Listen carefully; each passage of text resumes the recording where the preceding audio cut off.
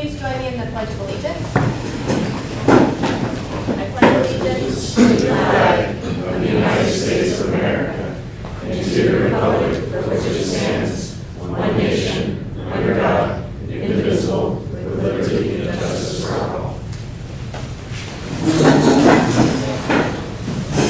Clerk, please call the roll. Edwards. Councilman Edwards is excused. Hatsapatinos. Here. Houston. Here. Kozak. Here. Panzera. Here. Smith. Here. President Keeler. Here. Mayor Kearns. Here. Director Jaworski. Here. Director Miller. Here. And City Attorney Coppage. Here. All present. Thank you. Next, we have the recognition resolution for the 2022 Grandview Heights Track and Field State Qualifiers. If all the coaches and team members could come join me up front, please. And turns.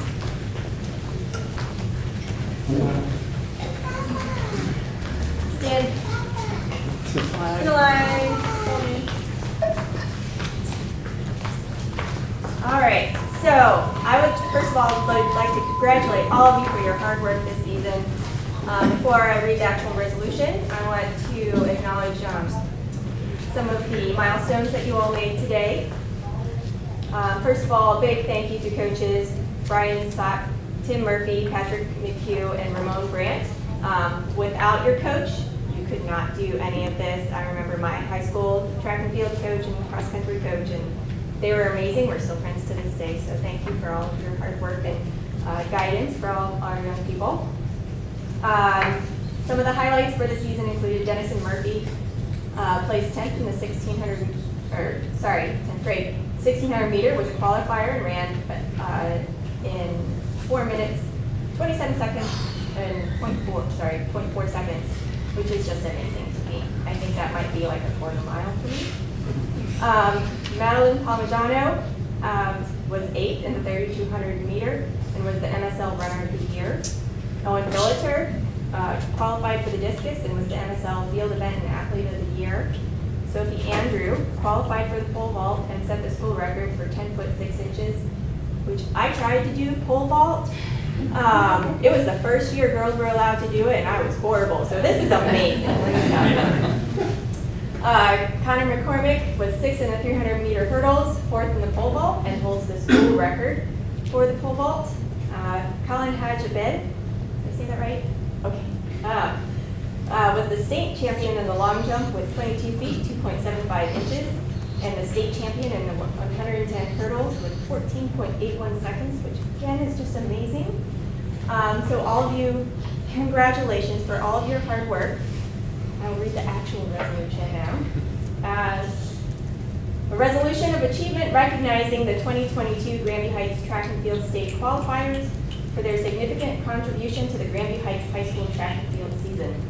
Whereas track and field is a sport requiring both mental and physical dedication, and whereas the young men and women on Grandview Heights track and field team led by example are highly competitive and exemplify good sportsmanship, and whereas the athletes display all the aspects of a true champion through talent, hard work, and mental toughness, and whereas this was the product of years of hard work and dedication by athletes, coaches, and parents. Now therefore let it be resolved that the mayor and council of the city of Grandview Heights, Ohio, do hereby recognize and commend these young men and women for their achievements and being a good role model for others, and wish them the best in all their future endeavors. So congratulations.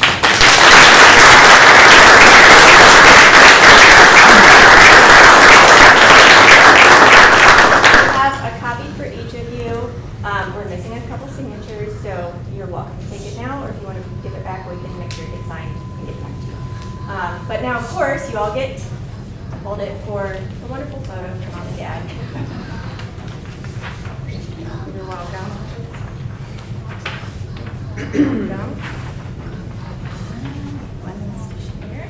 All right. Parents, is everyone fit?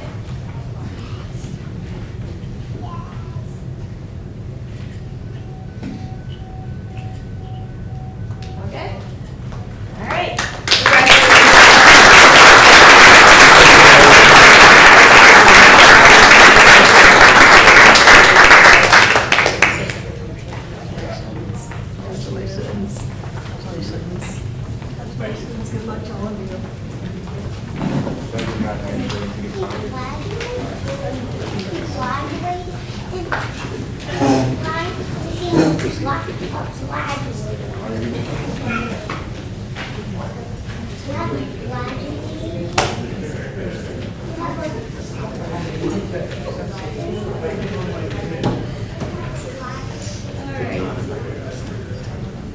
Again, congratulations to all of our state qualifiers for track and field. Next, we have comments from visitors. I have one form. If there's anyone else who wishes to speak, feel free to fill out a form and hand it to the clerk. But right now, we have Mr. Jeff Reynolds. If you could come to the podium and state your name, address, and your comments. And roughly 3 minutes is what we allow for each person. Okay, my name is Jeff Reynolds. I live at 1411 West 2nd Avenue. I'm one of the organizing members of Sustainable Grandview, a group with over 600 Facebook followers and growing. I'm here this evening to make a comment regarding the possible new municipal building. While none of us can know how the November ballot will turn out, our group feels that a new building will be one of the largest direct opportunities for our city to impact climate change and other sustainable concerns for a long time. As such, our group are encouraging council and the mayor to demonstrate recognition of the importance of doing what our city can and should do to mitigate the environmental impacts we have control of going forward. We would like to show that our city recognizes the importance of climate change and that Grandview Heights wants to be a leader in addressing the aspects of this crisis that are within our control. There are many possible ways that sustainability can factor into the new building, the biggest of which is LEED certification, a program many of you of which are already likely familiar. Other opportunities include solar panels to generate electricity, similar to what was done by our neighbors to the west at Marble Cliff, and native plant landscaping, including such elements as rain gardens. Fortunately, we have local expertise in those areas since Franklin Soil and Water has their offices just down the street. Another neighboring community, the city of Columbus, now, quote, has a policy to meet or exceed LEED certification standards for all new city-owned facilities. We only recently confirmed there would be a meeting this evening, but we intend to have additional members show up for the third reading at your next meeting to express our commitment to these concepts. Thanks for your time. Thank you. We have no other forms. Anyone? No? Okay. Thank you for your comments, Mr. Reynolds. Moving on, we have old business item number 1. Resolution 19-2022, a resolution to waive the provisions in section 529.07B3 of the codified ordinances for the M3S sports event, August 28th, 2022, in the city of Grandview Heights, Ohio. Thank you. We will record that as a second reading. Moving on, old business item number 2. Ordinance 2022-12, an ordinance authorizing the mayor and director of finance to enter into a lease agreement with the Bobcat Boosters, Inc. for the use of Piercefield Park. Thank you. Just as an item of note, this is the third reading, not the second reading.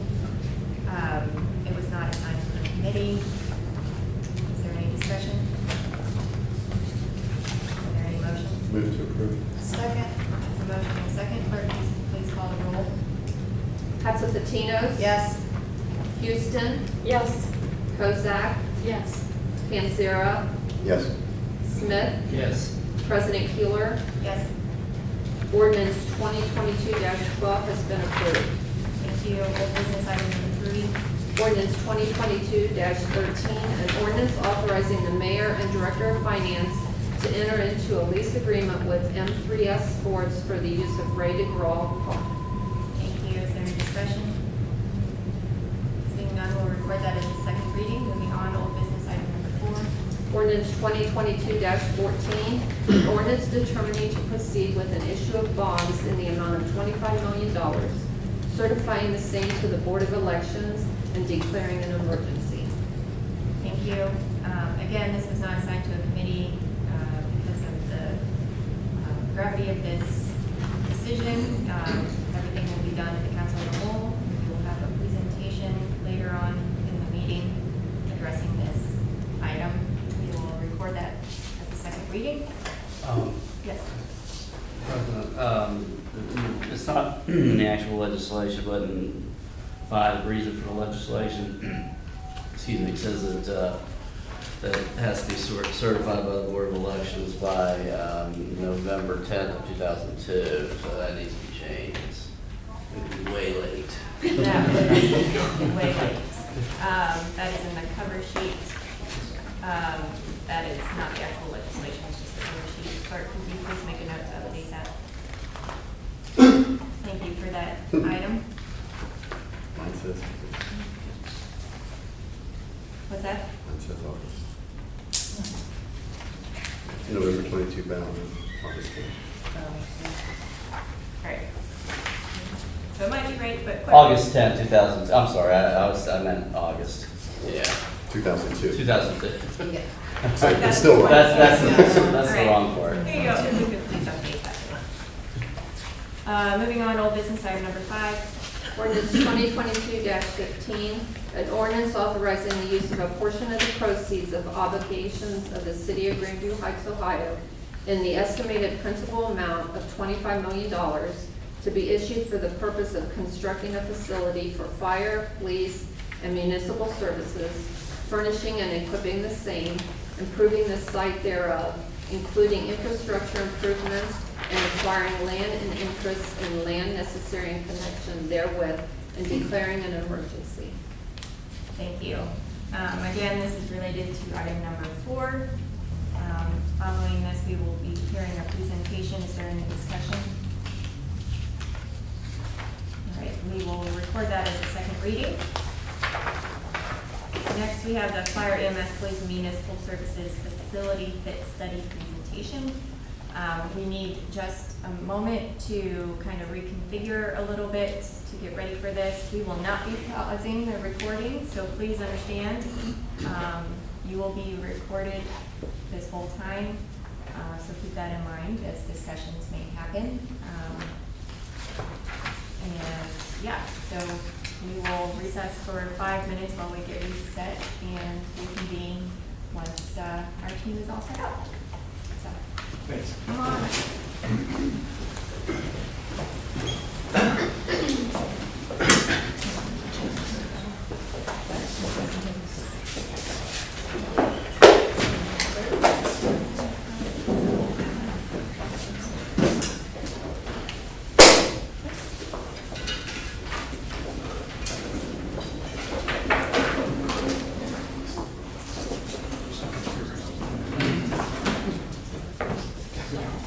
It's not even perfect for me.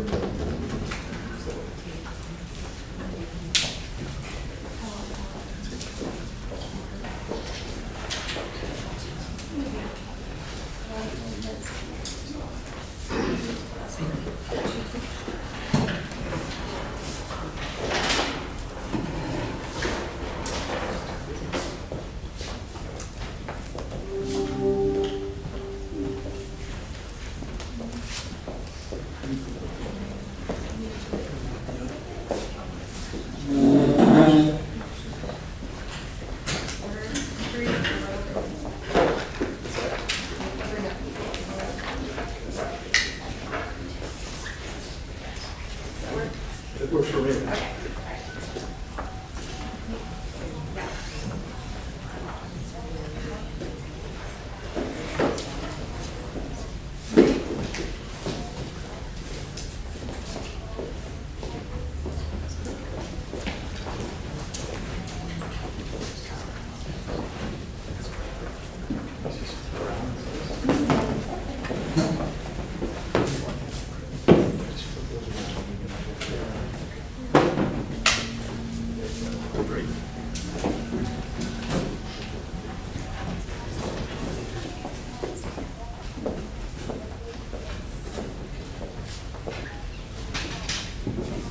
All right, can everybody see reasonably well?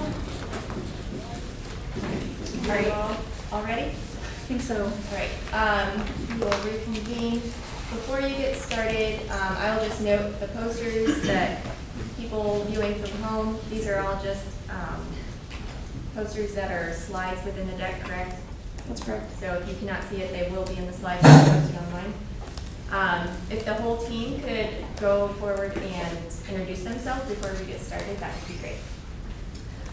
Awesome. So I'll just reintroduce myself, I guess. Liz Kelter, Director of Planning and Community Development for the City of Granby Heights.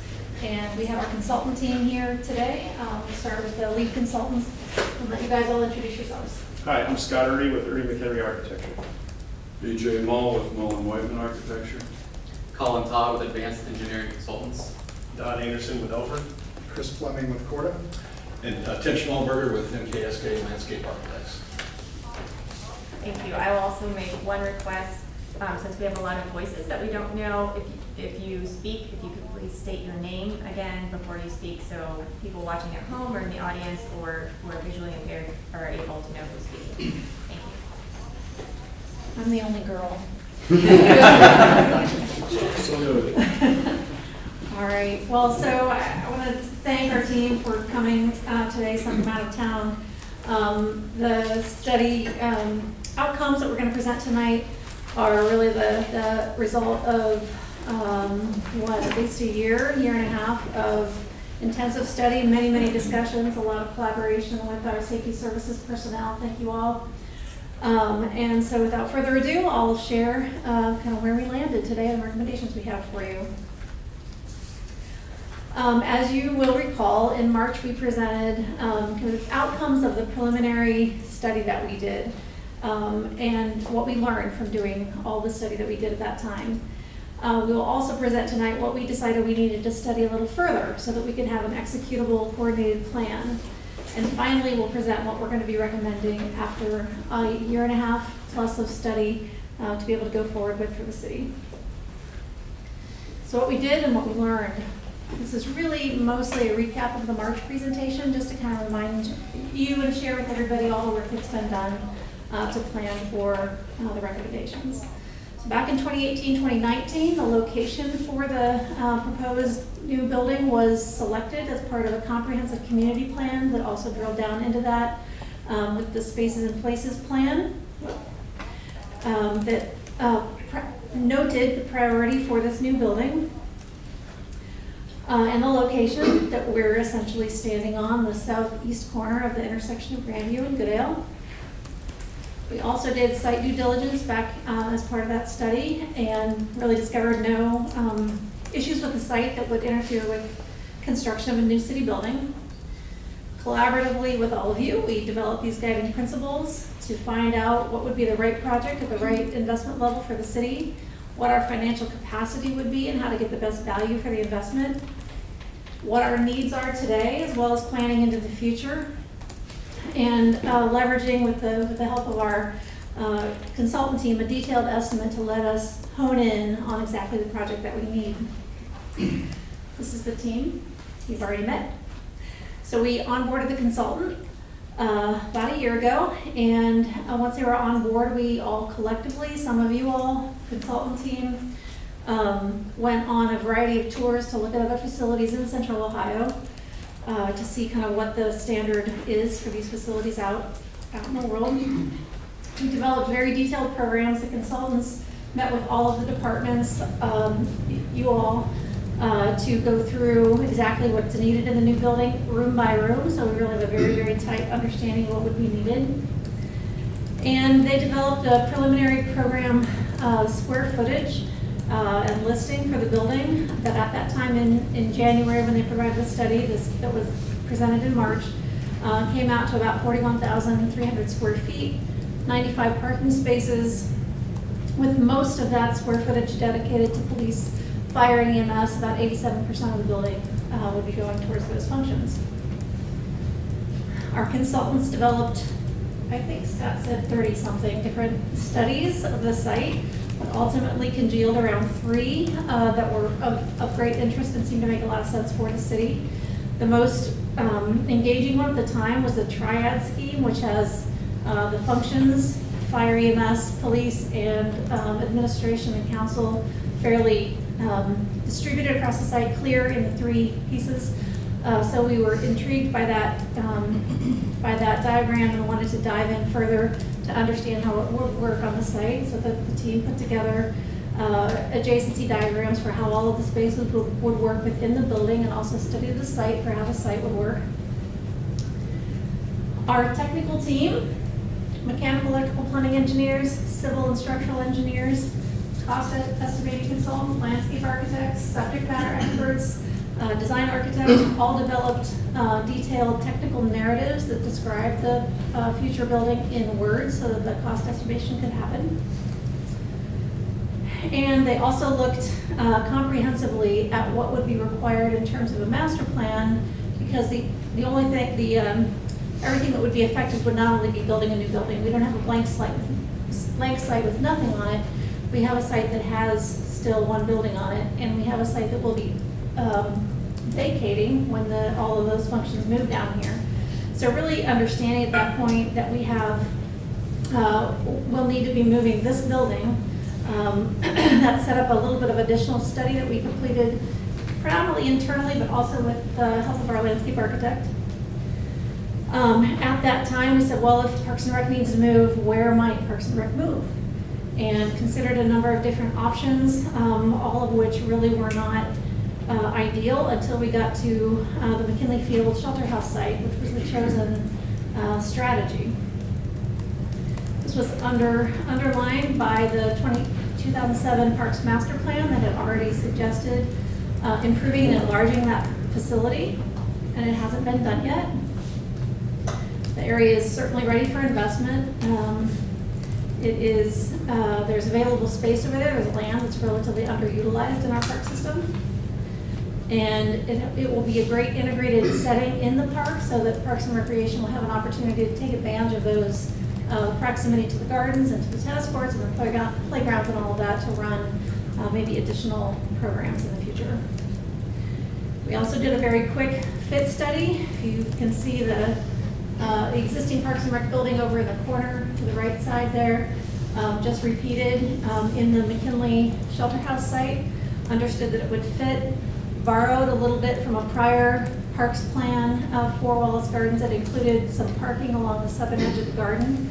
And I connected these ideas and realized that this could be possible and would result in a new facility that would be in a nicer setting that could have be an improved environment. So we went forward with this idea. And then the last component of this master plan that now includes one building in McKinley, one building here, and also future planning for the area where the existing municipal building is, that is about 1.5 acres that was originally dedicated as part of Wyland Woods Park way back 100 years ago. A piece was carved out of it to become the fire and police station. That will be able to be given back to the community as part of an expansion for Wyland Woods.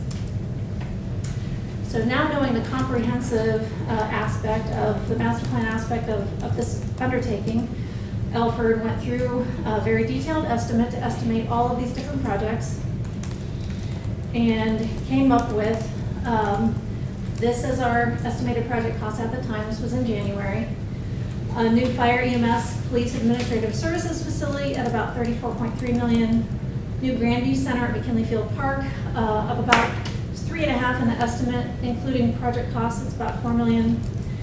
And then reserving some amount of money, about $1 million, to do some work up the hill.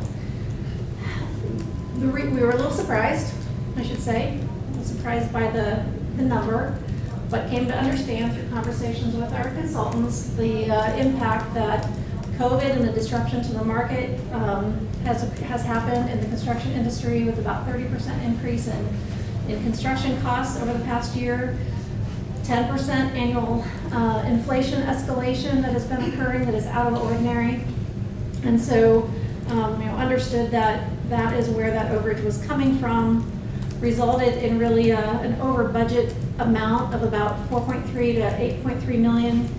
And so essentially we needed to go back to not to the drawing board exactly, but go back to our prior study, pull out some opportunities for finding some value engineering reductions, and we re-engaged with the consultant team and asked them to do that.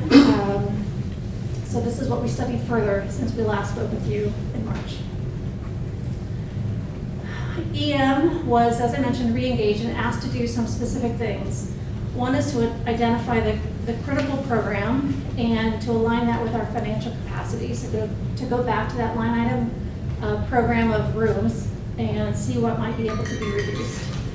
with the help of police and fire, they'll kind of go over what they're able to do there. We asked them to look at alternative solutions. We hadn't really considered up the hill at that time because the prior studies had said put the building here. But knowing we were over budget, we asked them to go back and look at the existing site, the existing building, and see if there would be any value in considering that location alternatively to meet the budget.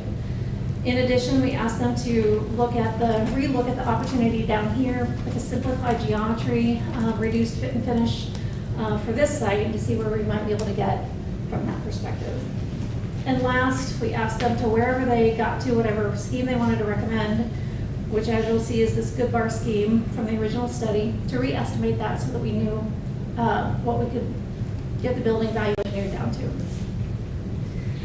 We also did some work on the supportive projects that will wrap the main project, the new Grandview Center at McKinley Field Park. We just re-looked at it to make sure it would fit. We knew how much it would cost. We further refined and just reiterated that we will address the how we give back the space on top of the hill to Wyman Woods Park as part of a Parks Master Plan in the future. And the other outcome from March was a realization that we wanted to look at this area here to make sure that we have a plan that is comprehensive and will work with redevelopment potential for the sites next door that are bound to redevelop, in addition to Grandview Crossing, which is right adjacent to this site, to really understand how the roads need to work around our new safety services building with all of this redevelopment potential around us. So with that, we'll start with the piece that we asked EM to do, and I will hand it over to Scott to lead this presentation. So I'm Scott Hurdy with Hurdy McHenry Architecture. We have a great team, subject matter experts and discipline-specific professionals that have been a great help with this. So BJ Ball, who was a classmate of mine 45 years ago. So we also have, just wave about everybody when you say it. Collins here. He's with AEC, Chris, Cora, and then Tim, landscape architect, and then of course Don, the estimator. Thank you. So the scope of our study was what's the minimal advisable program with that, and then look again at the building at the top of the hill to see if we could reuse that, right? To see if that maybe go back, because since we studied down here, maybe there's an opportunity there, so we looked at that. And then did a little bit of feasibility evaluation of that site. And then what's the right investment level for the city to make in terms of this program? So we looked at the program itself, looked at each space again, we looked at the configuration of those spaces to look at what was possible. So what's the minimum program? So when we look at this, if you see, can you see my pointer on there? There it is, okay. So this is the original program report that we issued. That was the number that Liz spoke about 39,000 square feet of inside area. And so we looked at reducing that program size down to about 34,000 square feet. So we did a net reduction across each department. So if you look at city business, can I point to this? All right. I'll tell you what I'm pointing at. So the green line at the top is city business. So the program area was 4,200 square feet. That net was, that's the existing facility, 4,200 square feet, 6,700 square feet for that. We reduced that down to 5,900 square feet. So that's still 11% reduction, still includes 40% growth for the city government business. In fire we reduced by about 11% as well. So when we initially programmed it, they're currently at 6,700 square feet. The original program was 11,000 square feet that we did in the 22 report. That's now 9,800 square feet. But that also includes within that a 45% growth from the existing current. So it's expanding quite a lot. And the police department, 29 head count, existing facility is 2,300 square feet. We programmed at 6,500, and then to sort of get this whole thing together, we're at 6,200 square feet. We already reduced them by 5%. Police was at a great deficit. We're 171% larger now because when we go through some of the situation that they work in, you'll see why. And then safety services, that would be meeting and training space. We reduced that by 33% in this new program. but that still includes 87% growth beyond what you have now. And then just total building shared space went up quite a bit as well, which we'll go to in some detail about what some of the facilities are lacking right now. Overall, the building, you can see how by department what it equates to. So police department is 20%, 22% of the program, fire department 36%, city business 22%. Safety services, shared spaces is at 12%. So if you look at this graphically, you can see the growth. This facility has been going on for like 60 years in very pinched areas. So if you look at this by department, in red you see fire, about a 45% increase. Municipal service is about a 40% increase in growth. But police is 171 and shared services is 87. So we looked at the existing facilities because in a situation like this, I think it's critical that the services that are provided to the city, especially police, fire, EMS, have enough space to adequately do their job. So we went back and looked at the existing facilities, benchmarked that a little bit so you can see the floor plans here. So for those non-architects, each of these is the plan of the building. So in red you can see fire, their spaces. What's also interesting is admin. You know, one of the whole department's admin is down here at the bottom of the hill, right? So not even connected to the rest of the program. So what we did was we evaluated this building in terms of how we might add on to it, fix it, repurpose the building up on the hill to make it work. So for fire and EMS, for instance, there's inadequate space for maneuvering vehicles. I don't know if you can see that picture on the left. It's a little dark, but there's barely enough room to walk past the fire truck when it's in the apparatus bay. That compared to Marysville, for instance, where you see what exists in that. So for instance, there's not enough adequate space for storage, maintenance, or training. All the training that's done for both police and fire is done outside, so that's a cost that the city has. And there's inadequate exhaust ventilation, so you can see the little tube that's connected to the vehicles, so that as they're working on them, doing any kind of service, that's taken care of to create a safe environment. If you look at some continued police and fire, right now they're living situations. So it's important to just note that this is their home, right? This is their home when they're here. They're sleeping here, they're eating here, they're doing everything here. And right now it's a lot like a dorm room kitchen in many ways. And you can see on the right compared to what's in Columbus Firehouse 16, where there's adequate space, a commercial kitchen to cook their meals, areas to store by shift so that the food that each shift has is stored separately, things like that. So trying to make that as comfortable and productive as possible. The other one that's, I think, interesting is the inadequate sleeping quarters. Right now, there's some difficulty in sort of gender separation of things. But if you see on the left, and if you've not seen that in the firehouse, the dormitory area, I think everybody should see that it's quite cramped and small. And that's compared to what industry standard is. Granville, for instance, has a separate room, separate area for each dorm space, and then ample storage. So if you see on the side here, instead of the things sitting on top, like if this is your clothing for this shift, sitting on top of the sort of the barracks, here you have a separate sort of place to store your things for each shift. So that's a great way to take care of that. So PJ's been a big help on this, and he's an expert at fire and EMS and police design. There's a whole list of other things that we went through in terms of things we would have to do to make this building bigger. So for instance, if we want to fit more space for the dormitory in that building, we have to expand it, right?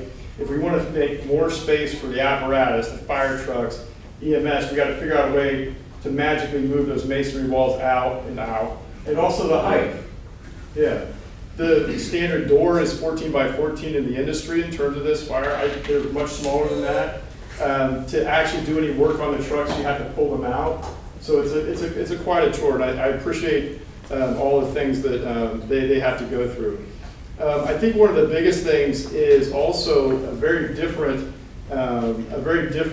understanding of firefighting today, which is the situations that firefighters go into are very dangerous. For one, physically dangerous, but there's a lot of sort of carcinogens, a lot of contamination on them. So right now there's not adequate space to really take care of that the way that they deserve to be taken care of. And really, when this facility was built, it's not really applicable to today's standards. So specifically, Senate Bill 27, 2017 requires that this carcinogens are really taken care of in a way that's a little bit more direct and has a space for it.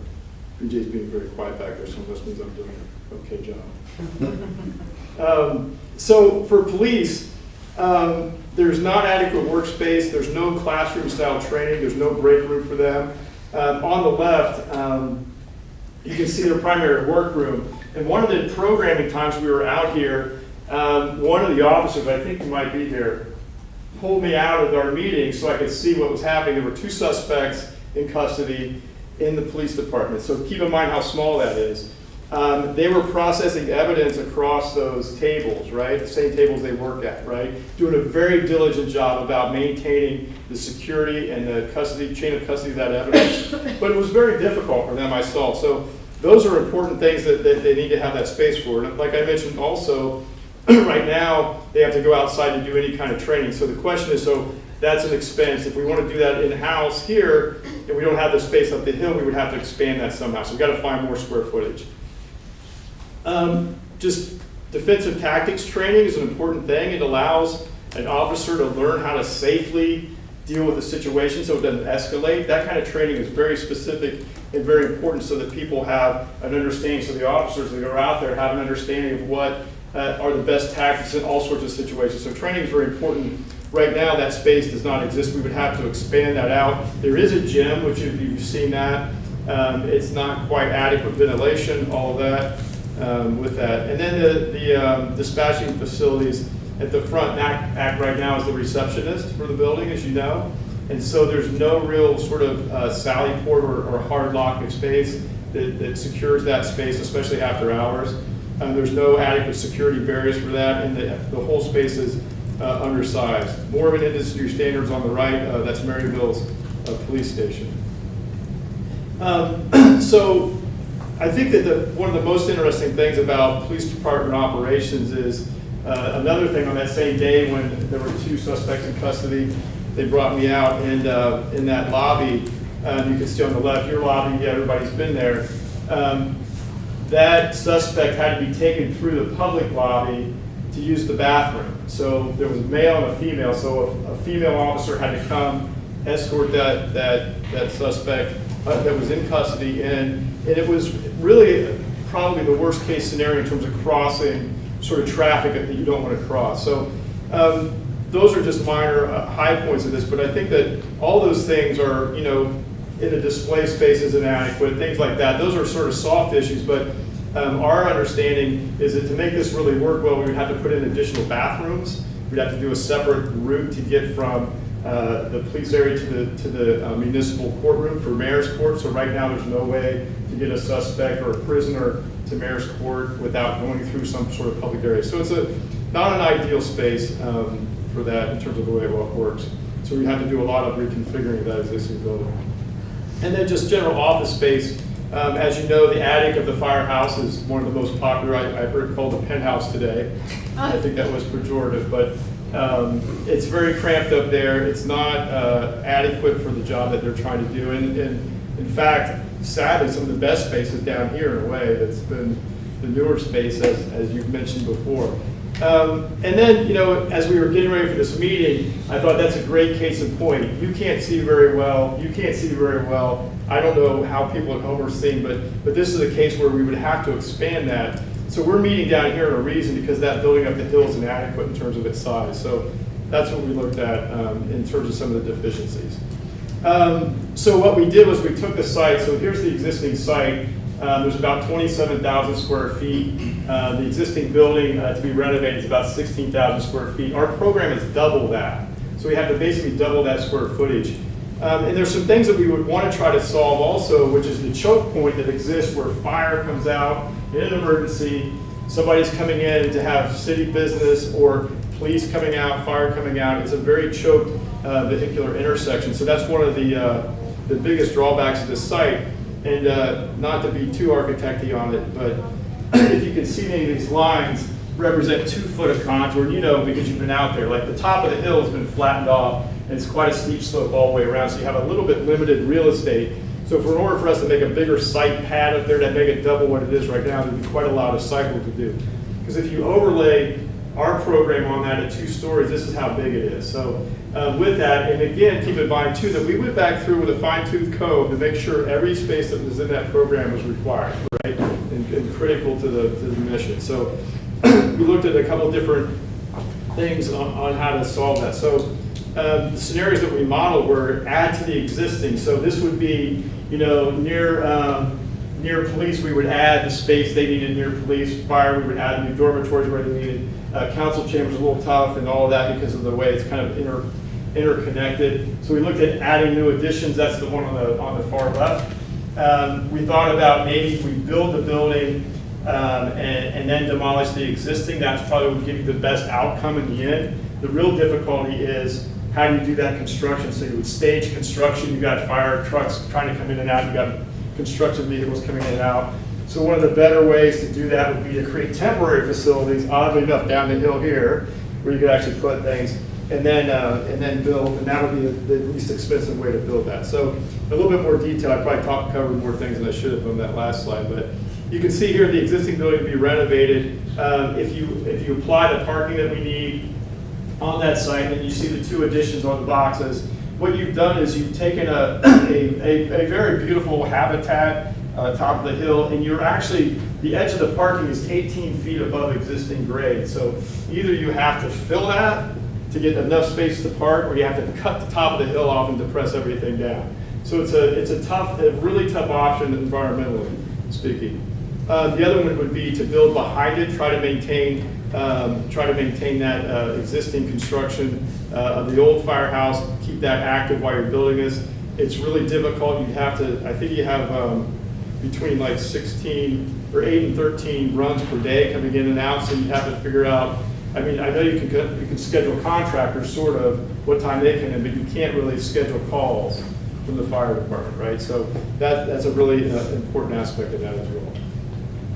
And then probably the most feasible one, was probably the most expensive one, would be to create a temporary facility here. And BJ, I don't know if you want to talk about any of these facilities on the bottom. Under that, we looked at a couple different options for fire, and that would be, you know, a prefabricated container type structures that they bring to the site on a truck, set them down and expand those. With that type of configuration, you still need to get site utilities to those. You still need all the pavements. You need some temporary foundations. And these pavements are heavy pavements for the apparatus, typically 8 inches of concrete. And then what you see over here is a fabric type structure. That's another route to go. And we've looked at both of those on past projects. And then in addition to those, you need to accommodate, their living quarters, which can be done, but it's more built, it's more temporary type facilities, either trailers or something like that. And at the end of it, when you're all done with that, that all goes away, that all gets returned back to that company. So it is, like Scott said, an expensive. It's expensive, and you're creating an investment that's not going forward. So you create this concrete pad, you've done all the utilities there, so it's not a very wise place, because you've got to figure out how to get that money back out. So our recommendation, based on looking at these, is it's probably not feasible to reconfigure the top of the hill for this purpose, based on the programmatic constraints that we have, and the size constraints we have here, and also the environmental constraints at that hill. So we wanted to look at what we would do in terms of what's the right project for Grandview Heights at this point, based on everything we know. And like Liz said, we did a number of schemes. These were the 2 or the 3 most interesting. The Good Bar, which is because it's on Goodale, it's a bar shape, for everybody's wondering, is a pretty compact building. And then we did another one in the middle called Angle T, which put kind of fire out a little bit separately. They do live here, it's their home, it's a little bit different. And the triad was interesting because police, fire, and admin all had kind of their own identity. So when you came to the facility, you'd be able to point to and understand where everything was. It would be a great programmatic asset, but not, I don't think, critical to the core mission of what has to happen up here. So we went back and we looked at the Good Bar scheme with a reduced sort of program that we just talked about. And so on the site aspect of this, so you can see it's the corner of Goodale and Grandview Avenue. We kept all of the paving kind of back towards Glendale. We still have secure parking here. This is the building here, a very sort of compact rectilinear shape. Maintaining the landscape out along Grandview Avenue, creating a rain garden so the rainwater will be processed on site with that. And then you can see there's secure parking here, fire would go out here, and then this is a sort of visitor parking in this area here. So the idea about a very compact form, I think, will help us. We also reduce the floor-to-floor height, still maintaining what's needed in the fire apparatus bay, but just overall sort of gave the whole building a little bit of a diet. Here you can see a diagram of the plan. So police in blue, fire in red, city services in green. So I'll just point out this is the entry side from this side here. A very modest lobby that leads up to council chambers, which we'll someday have this meeting there. You can see there is a little bit of space for the historic fire engine that you guys have, which I think is a wonderful part of the history of Grandview. We have basically administration for the fire, the apparatus base here, police. I won't really go into detail of what's laid out here, but ways to process their work in a much more secure, safe, and sort of state-of-the-art way. The second floor, you have the dormitories for fire, the top floor, the apparatus bays. This is primarily city business here, including where mayor's court and city council chambers would be, an elevator to get up to that space, and so forth. So some of the things like the features, appropriately sized fire bays, right now it's very tight both in the height and the width of everything currently. So we're going to have better sized fire bays that allow for better ventilation. Carcinogen management, this is a big one because the clothing, the protective gear that the firefighters come back to the station, we've got a very good thing working with BJ and his team, so that the firemen can remove that gear, wash it, and then go to a clean space so they're not dragging those things in. And right now, I think it's very difficult to handle right now. So you can see it on the right-hand side of this, some of the benchmarking that Liz talked about, how there's the ability to really clean all of your gear in a dirty side. It's much like lab design where you have a clean side and a dirty side. So it's much safer for the people who are out there risking their lives to keep us safe. The appropriate living spaces, again, tour the facility, especially the dormitory. The kitchen area, it's part of the culture about sort of they cook their own meals. It's a great sort of way that it can provide sort of what everybody else has in terms of fire sort of dormitory kitchen areas. Training areas, I think, are really critical right now. Most training halls off-site. Physical fitness is very important, and being able to do training on-site will be a great asset. Modern communications right now, that existing building that we talked about where you guys are now has a very low ceiling. It's almost impossible to run anything new throughout there in terms of technology. So police have been doing great with dispatch in terms of making a great situation out of a very difficult one. So you can see some of the pure institutions that you have and how they work. Police lab and patrol areas, I think that as evidence is processed and it comes in, it's very important that stuff be treated according to standards, so it's done correctly. Also, the idea about how prisoners are transported when they come into the facility, so they're not mixing in the parking lot with everybody else and all that. So looking at that in terms of the Sally Port. Defensive tactics training and evidence storage right now, they're making do with a very difficult situation. Right now we're doing FBI's regional headquarters in Philadelphia. It's a couple 100,000 square feet, and the evidence handling is very specific, and I think that that's the case also with police here. So I think giving them the tools to do that properly. I already talked about meeting spaces. This is a tough way to go here, and I hope everybody's able to see and understand what we're talking about. And then really the modern AV stuff. We're using Liz's computer, my new computer with a USB-C port would not work on the technology here, but we may do again. And then really the public and teaming areas. I think that, this building is really going to be part of the community for a long time, and it's been a long time coming for you guys. I think the last bond issue was, we brought the shovel over, I think it's 1962. So it's due for a facelift, I think. And really efficient workspace. I spoke about how some of the departments are down here, some are up there, and even when they're all up there, they're all scattered around. So I think Greta and the team have been doing a great job in terms of creating a great culture and great workplace to get city business done and to be a support to the residents of Grandview Heights. So I think that the building shouldn't impede their work, it should help their work. And the IT, sort of a more nimble AV and IT technology is critical.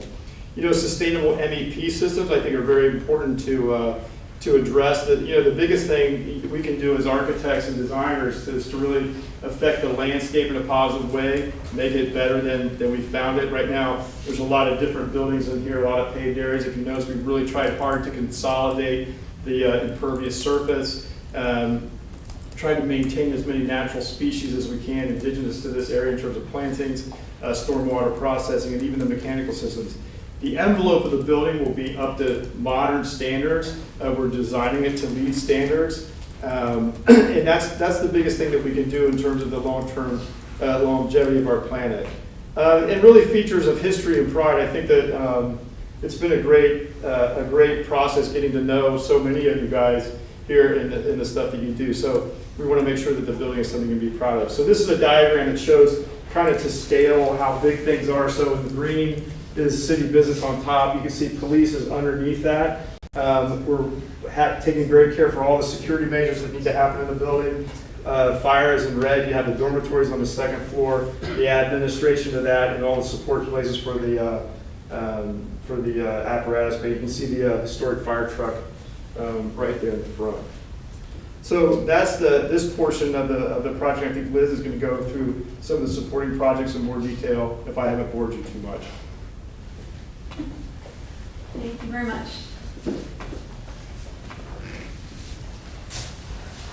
All right, so supporting projects. Again, the new Grandview Center, plans for McKinley, and some area planning. So the first piece was just looking back at the program that happens here, the spaces that exist here, and what would need to be recreated to make sure that we have the budget to accommodate that over at McKinley. Also, some of the site pieces that will be required over there, building new pathways and access way and parking. And so all of that, we were able to get a good look at that, and are confident that we'll be able to get this building essentially replaced over in that much nicer environment with a max $3 million total investment targeted for this Parks building. In looking at that, we worked with the Parks and Rec staff as well as the Parks and Facilities Advisory Board and kind of got a little bit of additional information even at this early study stage to understand what we should be planning around. So we have a little bit of information to go forward with. When we get ready to write an RFP, we'll know what to write the request for architecture services around when we're ready for that. The overall site plan concept, actually, I want to invite Tim Schmalberger, the landscape architect, to come up and talk a little bit about this, just paint a picture for us. Great. I'm Tim Schmalberger, KSK. This illustration here is a composite of both the municipal building site and the McKinley site. And big picture wise, obviously, Grandview, every piece of green space here is critical, right? So, so our goal is to try and maintain as much green space as possible as we look at these new improvements. And when you, and I think another good attribute is the entry here on Grandview Avenue. It's, today, it has been for a long time, green on both sides. It's a green gateway, when you enter the city. We think that's very important to maintain that. So as you'll see in the concept here, the Good Bar scheme is held back. The paving for it is also held back. So we're trying to maintain this green space that you see here in hopes of programming it and using it long term. On the McKinley site, obviously we have the garden area and this is shown basically staying intact.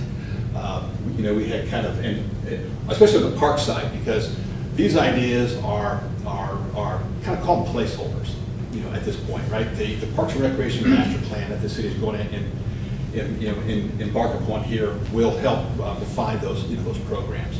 So these are basically, you know, our ideas with input from staff and others to see, you know, capacity-wise, will it fit, you know, for what we're thinking about, you know, fitting onto the McKinley site. You know, clearly the Grandview Center, you know, Parks and Recreation building is shown there as well, expanding.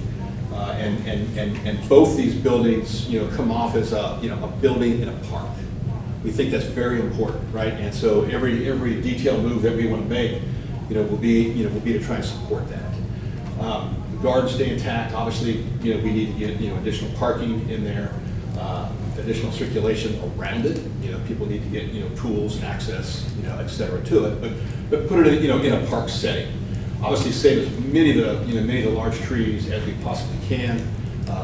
Maintain, you know, the lawn areas, because that's our flexible park space for pickup and use. Certainly, you know, around the new Parks and Recreation building, you could certainly do, you know, playgrounds and swing sets and picnic areas, et cetera. But again, we'll let that program kind of be developed by the recreation plan. But what this preliminary study showed us is that it could fit, and we can still maintain the green and still add the building components that are desperately needed, you know, with that. And so that's kind of the overall when you look at it. And then I think we have kind of enlargements of each that we get. Here we go. So if you kind of zoom in a little bit, this starts to show a little bit more of the detail, how the trails could connect, from Grandview, from the corners, and as you circulate, certainly, you know, adding to the parking for the garden area, potentially subdividing the gardens with maybe a crushed gravel path, just so you could get to, you know, the various, you know, we kind of divided up into quadrants, if you will. With that, you know, the goal is to not lose any space. We know it's very popular. Probably give it an edge of some type, whether it's a fence or a low hedge, something that just kind of gives it a nice edge to the rest of the park from that. Certainly you can see, you know, the new location for the rec center, and then outside, or the Parks and Recreation building, and then outside of that, you can certainly have, you know, picnics, playground seating. You know, playgrounds typically you want to kind of span all three, you know, age groups, and that, so that, you know, tots, mid kids, older kids, you know, have places to play. And then certainly ball field remains, tennis courts remain, and just kind of reconnect, you know, the parks, you know, all the pathways. Safety Town, you know, could occur at the east end of the existing, you know, parking lot, whether it's expanded or not, right? So trying to get in all the program, but not try and pave the park, if you will, right? We're trying to minimize the amount of paving, you know, in the parks to preserve the green space. And the Wyman Woods expansion, as far as green space, being, you know, part of the park, you know, the Wyman Woods Park, you know, originally. I mean, I still remember coming over here and sledding that hill. You know, when I was young, we would make special trips over here to do that. But if that area is recaptured as green space up there, you know, then you're adding another 1.5 acres to it. And then as it ties into the, you know, to the woodland hillside, and you can make your way down, you know, down the hillside, to the developed portion of the park. We think there's some great opportunities there, and you know, whether, you know, call it adventure play or you know, kind of woodland play, natural play, right? That can occur in those areas. But again, that program element will likely come from the Parks and Recreation study from that. So we think that's a great attribute of that. And with that, Thank you. I just want to reiterate what Tim did mention, but just to put a point on it, that it's a fit plan to understand whether the new building will fit. All of the development of what will actually happen down there will be part of the actual design process with the landscape architect team that we hire when we get to that part.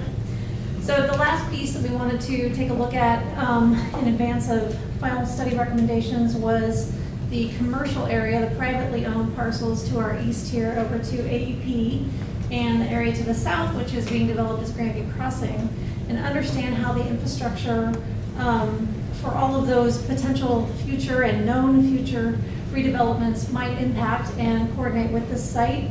Essentially, after we had a series of public meetings, and also meetings with the Planning Commission, hired an outside consultant, MBJ helped us with this piece.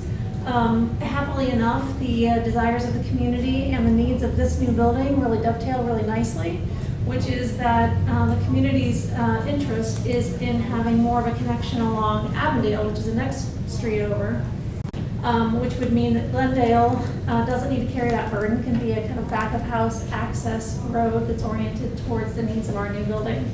And I'll say I didn't drive that at all. It's sort of what came out naturally in the conversations, and we feel really good about the opportunity to have this new building down near all of that new construction, and it will work really well together. So finally, what are we recommending tonight? After all of this work, we went back to Elford and asked them to re-estimate the revised scheme with the smaller programs, simpler shape, some new or skinny down assumptions on fit and finish of the building, still prioritizing all the programmatic functional needs of the building. And perhaps not surprisingly, costs have continued to be challenging.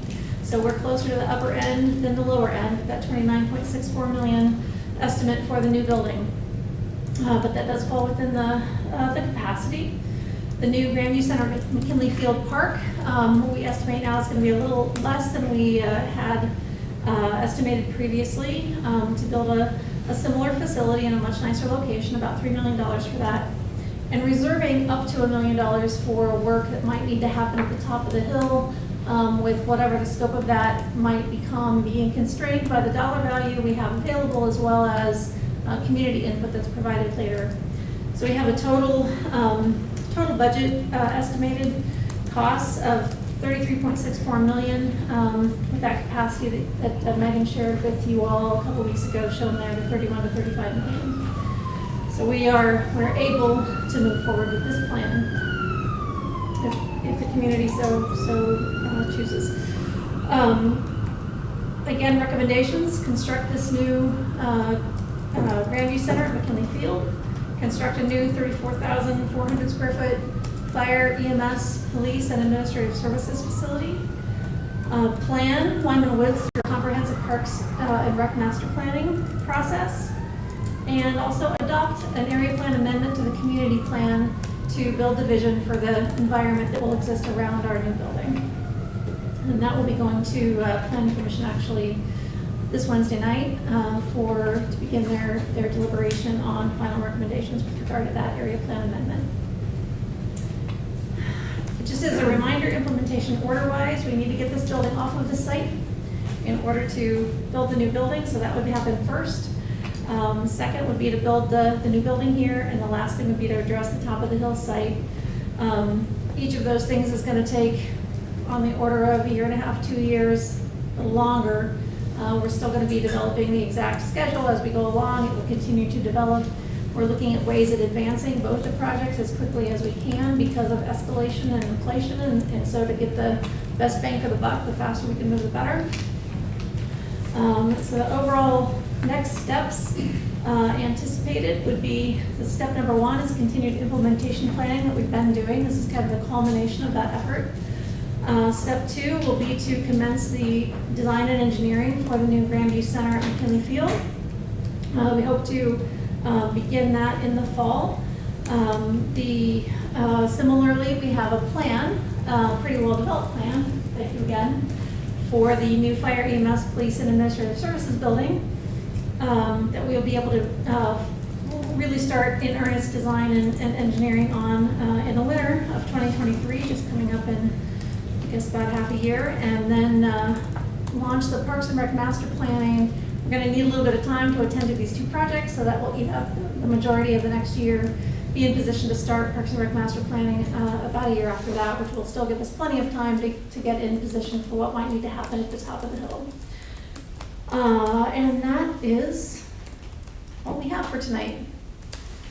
Happy to answer any of your questions.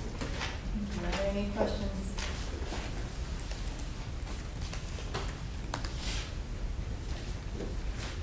You're I got one from earlier. I just thought there was an acronym you used, I just wasn't certain, was in the sustainability section. Mechanical, MEP. electrical. MEP, Oh, I'm sorry, yeah, mechanical, electrical, and plumbing. okay, thank you.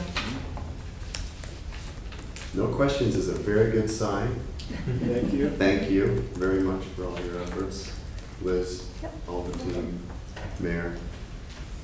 Yes, I would echo that. Thank you. This was a lot of work from everyone, the community, all of police, fire administration, especially Liz. You've really done a lot of all the work on this, really. The team, your creativity and expertise has been great. So I really think there's been a lot of homework done here, and we really appreciate all the work that's happened with this. A pleasure. For those at home or in the audience, the slides will be posted on Growing Foundation. What's the name of the website? Growing Together? Growing Together website. Thank you. By the end of the week, correct? Yes. So you'll be able to see all these slides up close. Again, anyone here is welcome to come look at the posters after, but those are just the slides blown up onto posters.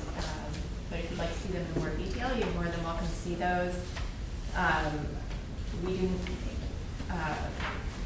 If council members have questions that may come up after this, please contact Megan or Aubrey, and they will try to answer whatever questions you might have. At this moment, it's a council matter on whether or not to put it on the ballot. Should it make it to the ballot and be certified, we will then plan on holding public meetings so that the community members can ask questions about all the presentations and get more detail. Did I miss anything? No? Okay. Well, thank you very much for that presentation. Thank you, Bill. All right. Moving on, we have new business. There's none. Next, we have other business. There's none. Comments from council members? Anyone? Yeah, I have Councilmember Kozak. Organized to have Donna's Delicious Dozen food truck come to the parking lot of the Health and Harmony Animal Hospital Sunday from 9 a.m. to 11 a.m. Dr. West is also a Grandview resident who owns that, and she agreed to let them park there. I had wanted to do something for